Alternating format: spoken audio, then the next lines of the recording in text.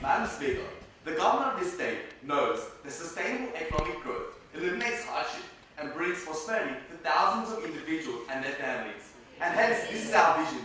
Our vision is to fund policies which allow individuals to gain more opportunities.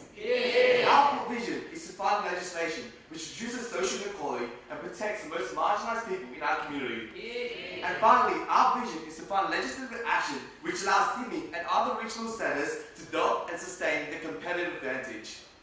To start off, the government of this state is proud to support the Australian Disability Employment Scheme Bill 2014. We believe that this bill enables all individuals who have disability, which is 1 in 5, to fairly and equitably participate in the workforce. Since the current disability unemployment rate is between 7.8 to 10%, we believe that by funding this bill, the Work Skills Placement Scheme passes the cost-benefit test. The estimated 105 million placement program we are honoured to present allows prospective employees to connect with employers through a constructive and thorough database outlining their skills.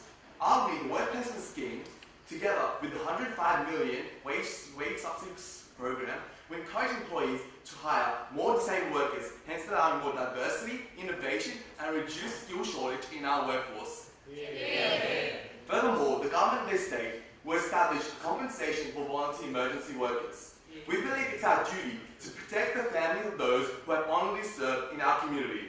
Hence, the establishment of the fund costed at $35 million, with subsequent funding to AAA credit rating water bonds will be efficient and sustainable to meet the needs of the families.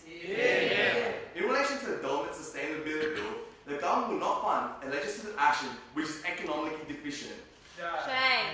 We, the government, believe that the compulsory regulation of 30% of renewable energy consumption for new buildings is a fundamental hindrance.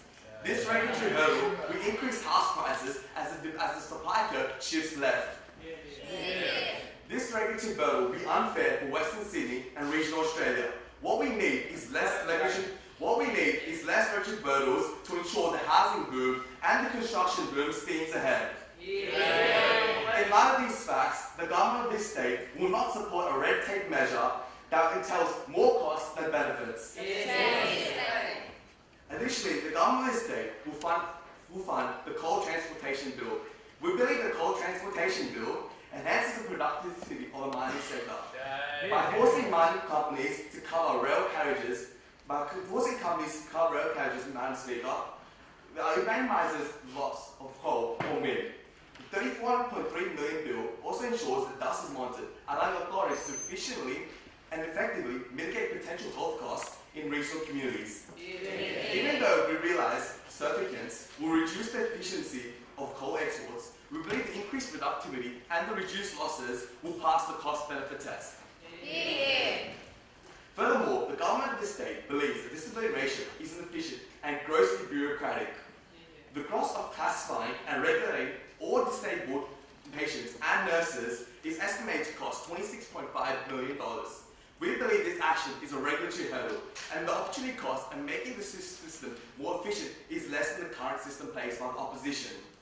Also, this is similar to the community sports bill, where alternate programs such as targeted support is more efficient than regional sporting programs. Hence, we will not support these two bills, and we will recommend other programs to fund these we will recommend other programs to officially meet this problem. In addition, the government of the state will support the domestic assistance package and reduce rights and responsibility to the bill. We believe it's our duty to ensure the most marginalized in our community are able to economically sustain and develop themselves. The $265 million domestic violence package and the 13.1372 Indigenous Carers Bill will reduce the level of social inequality in our society. By funding support and training programs for the victims of domestic violence, it will ensure victims are able to economically sustain and prosper in the future. The funding of Indigenous care and services will enable carers in Indigenous communities to effectively and efficiently carry out their rights and responsibilities. Also, we believe it's necessary to support the amended Right to Silence Bill, which has cost $600,000, to ensure the community and the rights of victims and the accused are adequately protected.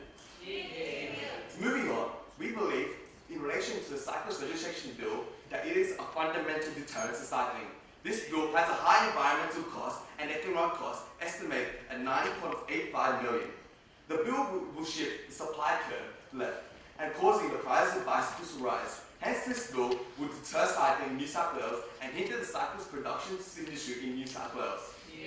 In light of this position, we the government believe the proposed budget costed at $657 million is in line with our vision. We believe that this budget protects the most marginalised in our community and encourages sustainable economic growth in New South Wales. Thank you, Madam Speaker.